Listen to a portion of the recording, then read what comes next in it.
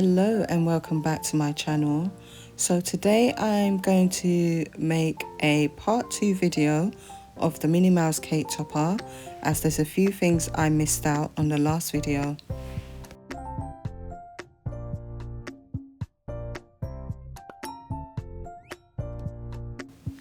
So we're going to start with the two small Minnie Mouse heads, and I usually offset them to 0.6 onto a white background.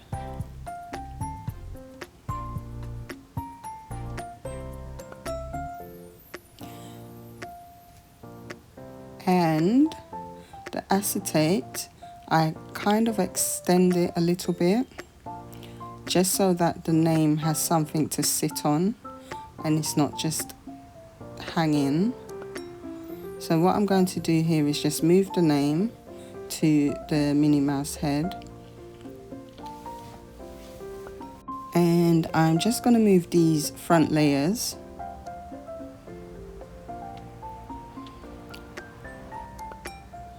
and I group those together so I don't have to move them like that again. Then I'll just select the name with the circles and duplicate them, and then I weld them together. So now that's going to give the name something to sit on when I print it. Now I'm just going to put everything where it needs to be for the finished product. So somebody commented on the video, the original video of this, and they said that it seemed a bit rushed, and I'm not quoting them, I've forgotten exactly what they said, but it was as if I'd rushed through it and I didn't go through everything that I did. Apologies. Sometimes when you know what you're doing, you kind of get ahead of yourself. So I'm gonna try and take it slow and go step by step to show everything I did. The only thing is, I must put out this disclaimer, I'm not perfect. I'm very new to this. Not too new to making cake toppers, but I'm new to creating content about making the cake toppers. So there are going to be a few mistakes here and there. Also, there are times where I was filming and I didn't press record. So it's not major parts, but I think when I was gluing something, it didn't record, but it's just minor parts. So yes, I've put everything together and then I'm gonna make it.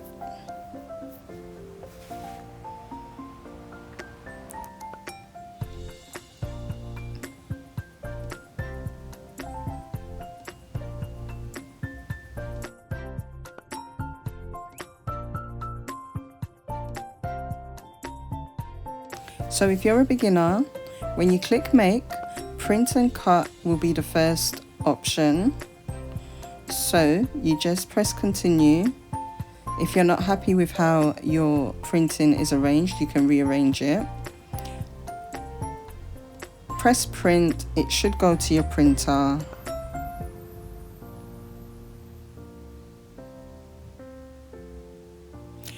And then once it's printed, you have to select your material. Now, I've saved the materials that I use a lot. For just normal white card, it's light card that I select. So once that's done, you have to load your mat. I forgot to record this bit, but it will tell you to do that.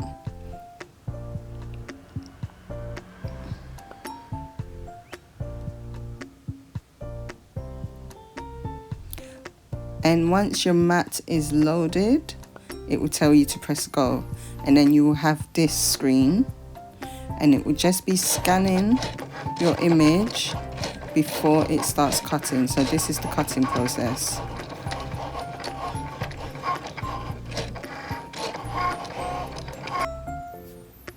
Once the cut is finished, you unload your mat and you move on to the next one. It will automatically move on. Now with the white cutout, not the one with the images, I like to rearrange it so I save paper. So where you see the blank space at the bottom is where I'm going to move my next cutouts. And I saw a TikTok video that showed that you can change the size of the paper. So if it's A4, which it usually is, you can change it on the left hand side and then your page will automatically change into A4 form. So here I try to save as much paper as I can. So if there's a circle that's hollow, I'm going to try and stuff any little image in there.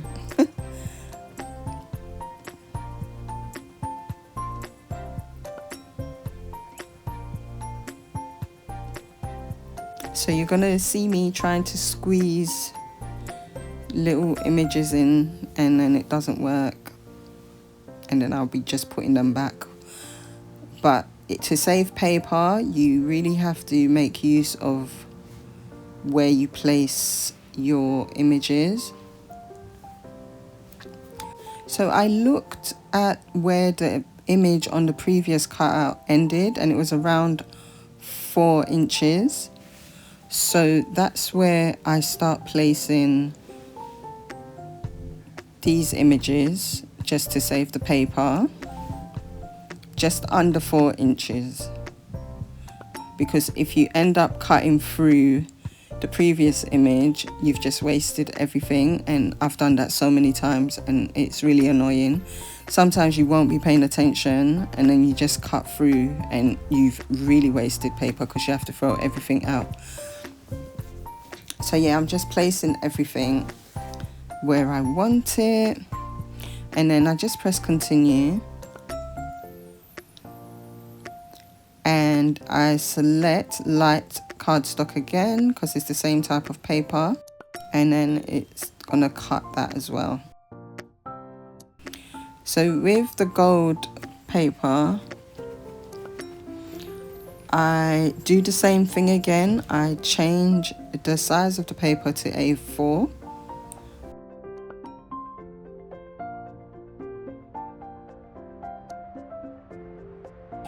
And again, you can see that I'm trying to save paper.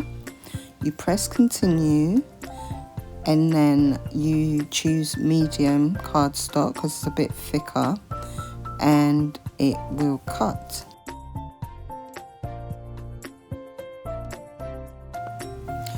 So again, with the black card, I try to save paper again. I've changed the paper size to A4, and I think I was cutting it fine a bit here, so I just moved the images back out and replaced it with the hand, and that was a perfect fit. Then I just rearranged the rest.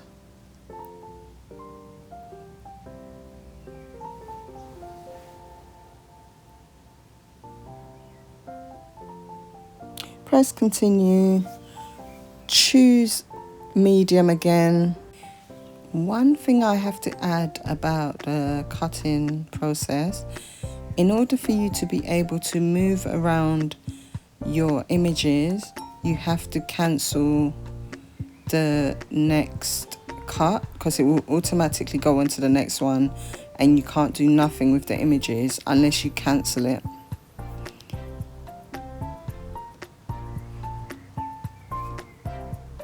So just doing the same thing again with the images.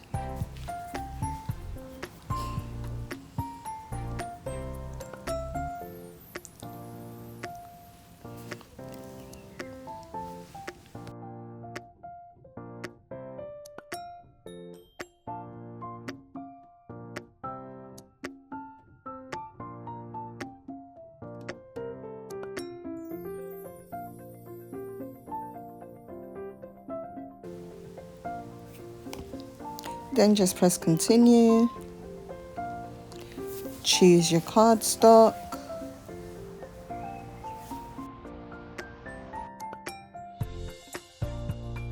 So this part is to cut the acetate sheets. You can see that it's the light grey colour there on your left. I choose acetate because it's already saved, but if you go to browse all materials, you can search through all the materials available and you can type exactly what you want. So I'm just going to type in acetate, choose it, and if you want to save it, where it's highlighted green on the right hand side, that's where you can save your materials if you click on them. I've then clicked done, and then it will start preparing and cutting. So we've come to the second part of the video where I put everything together. This is the equipment I use, just an ordinary pair of scissors. You could use some crafting scissors, I usually do, but I've misplaced them. Then the glitter is from either Hobbycraft or The Range. It comes in a pack of about 12 and it's about £2 in The Range, but probably about £5 in Hobbycraft. These beads are just to stick on the bow. I get these from The Range and they're probably about £1 each. You've got the pink ones with purple. I stick them onto here, and you've also got the white ones on the right hand side as well that look more like pearls.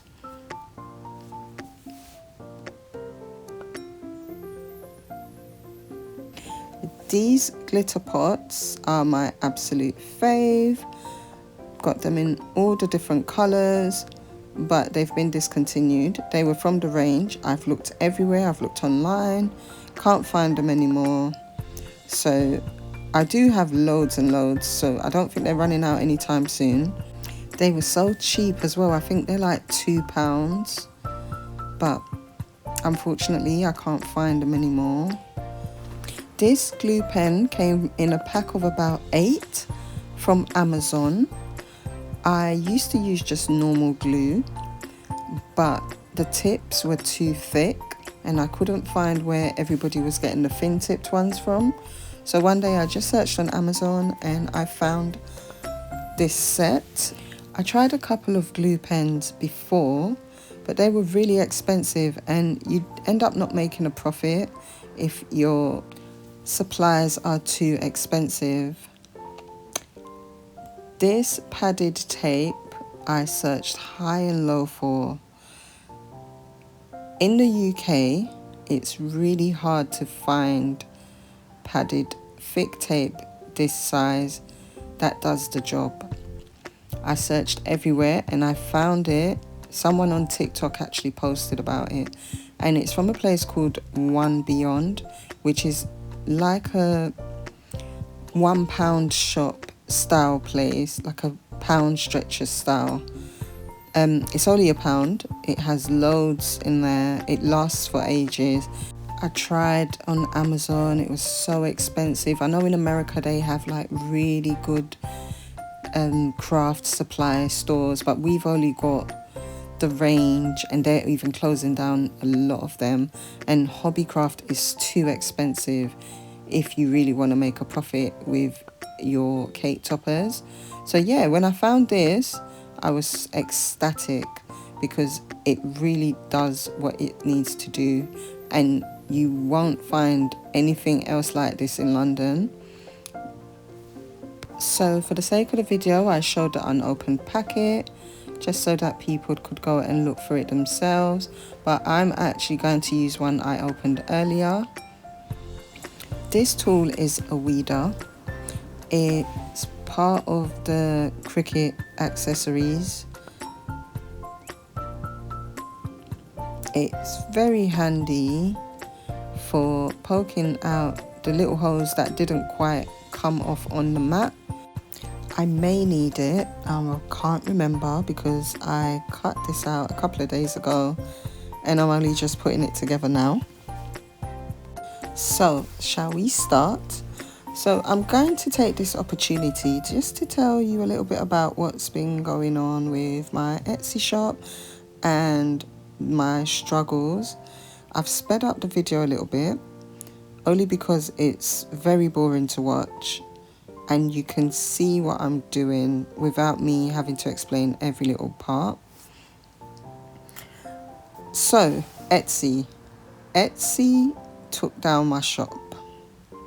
So, if you are planning on opening an Etsy shop, you have to be very careful.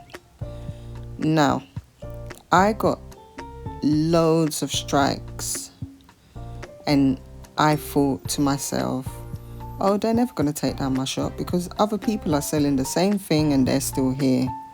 How wrong was I? So, say for instance, with cake toppers, the branded cake toppers, Disney movies, Cocomelon, Roblox, those will be your biggest sellers.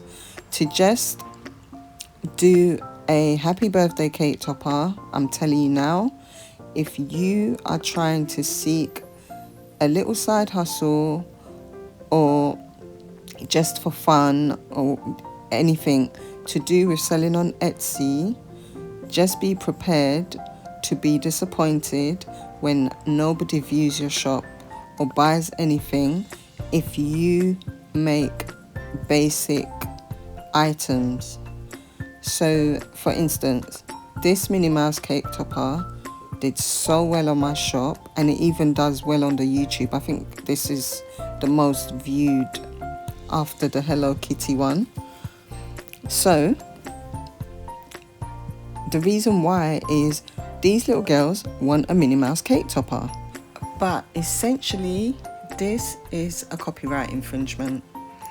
And I think just to make a cake topper for your daughter's birthday is completely different from profiting off their brand. So Disney are not strict. The top companies that will strike your page are Cocomelon, Paw Patrol, and I think it's MGM for the LOL dolls. Now, at first, they'll give you a strike, they'll tell you it's wrong, they'll take it down. If you put it back up, it will probably go back down again, and then they'll just be counting your strikes. It's best to just find something very, very creative to do that nobody has copywritten and then sell it on there, but just make sure it's something people really like. I then decided that I'm no longer going to make big cake toppers, which are these ones that take ages to construct. I was just making tiny little cupcake toppers and selling them for $7.50, and I was making about £200 a week, not a month, a week, from selling little Arsenal cake toppers, Tottenham, Chelsea, and even just any small like Barbie or My Little Pony, until Etsy noticed that there was an influx in sales on my shop, and that's when they took the whole shop down. And once they realize that you're making loads of sales, I think they contact the brands, and other times the brands contact Etsy.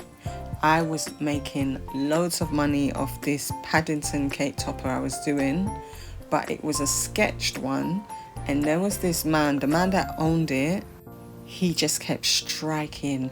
He struck it on Etsy. I took it down on both my shops. I'll tell you why I've got two shops in a sec. And then he struck it on eBay, Then he even struck my website, and I was like, nope, this man literally puts it through Google and sees if anybody's taken his images. He has every right to. I'm not blaming him. It's my own fault. And I even put it through AI so it wouldn't be his image anymore. And then I got struck again, not by him, but the owners of Paddington. So it's a really difficult world on Etsy. The reason why I have two not channels, the reason why I have two Etsy shops is because I was having difficulty with a customer on my first shop, and I felt like they were going to give me a bad review, so I opened up another shop just as a spare.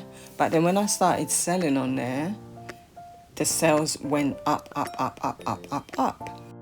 But I don't think I'll ever get to that £200 a week until I find something creative, well, more creative to do that's not branded. Okay, back to the construction of this cake topper quickly. There's parts where I use the tweezers and there's parts where I don't. I tend to just use it for the smaller, delicate bits, and the bigger bits I just use my hand. Other creators are different, but you just have to do what is best for you.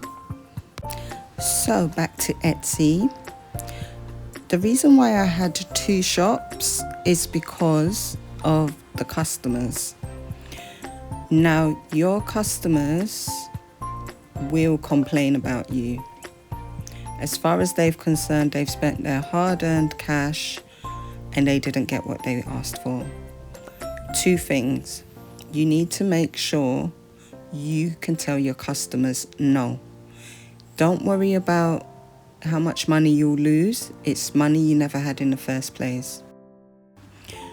Try to avoid customers that bring someone else's work and ask you to make it. Usually what they're doing is trying to save money. So probably the owner of the other shop and this product, their cake toppers are more expensive than yours and they don't want to buy it from them. So they're thinking, oh, your cake toppers look good, so you're probably going to be able to make this cake topper for them, but cheaper. Back to the construction of this cake topper. So you have to cut thin strips of the padded tape and just go around the edges of the acetate, and that's when I put the glitter on top of that sheet of acetate. So usually I expose the sticky part and tear off the paper before I put the glitter, because otherwise the glitter goes everywhere. And here I will use my glue gun, but I forgot to record it. I use my glue gun to stick the head onto the acetate. These beads, I used small pieces of the padded tape to stick on, and then the rest is self-explanatory. So back to Etsy, just avoid customers that ask you to create something from another creator, because they will complain when something goes wrong, and then they will end up giving you 1 star, and that will affect your shop, and people may or may not want to buy from you because now you're not a 5-star seller. So that's why I ended up opening another shop, because I'm quite anal about things like that when I'm a customer. So I wanted to start a fresh shop. I'm going to do another video going in more about Etsy.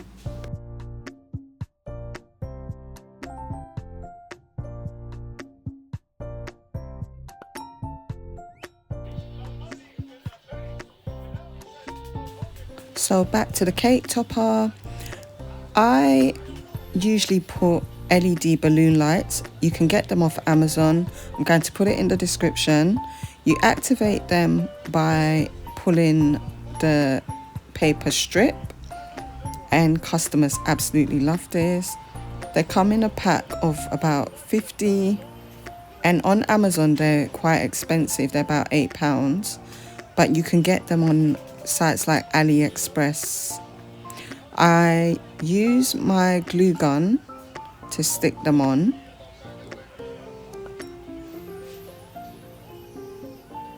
And there I am trying to deactivate the light.